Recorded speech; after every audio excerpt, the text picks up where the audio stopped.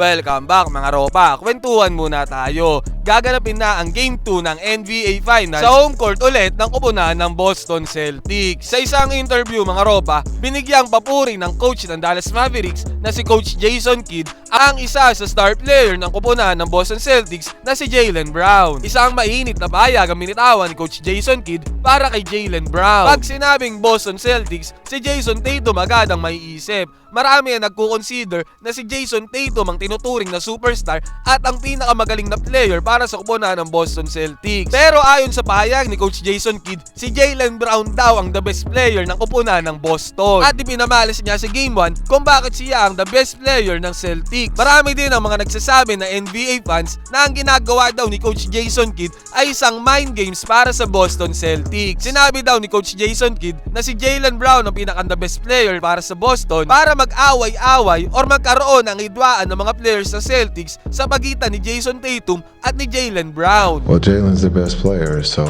just looking at what he does defensively, he picked up Luka full court, he got to the free throw line, he did everything, and that's what your best player does.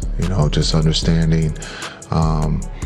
He plays both sides, defense and offense, at a high rate, and he's been doing that the whole playoffs. I mean, when you talk about the Eastern Conference MVP, and it seems like he's continued to pick up where he left off, and so he's playing at a high rate. We just gotta be a little bit more physical with him, and again, we gotta keep him off the free throw line and out of the paint, because again, he was finishing at a high rate, or he was getting fouled and getting to the free throw line. Ayon naman kay Jason Tatum mga ropa, sanay na daw ang kanilang koponan sa mga negative comments na maaaring makapag-divide sa kanilang koponan. Idiniin din niya na napaka-importante ng role na ginagampanan ni Jaylen Brown sa NBA Championship run nila ngayong season.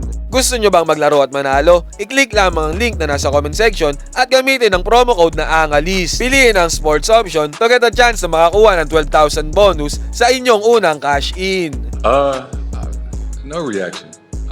This is a team sport, right? We understand that. We wouldn't be here if we didn't have JB on our team, and we could say that for a lot of guys, right? We've all played a part in getting to where we're at, and we understand that. People try to drive a wedge in between us, and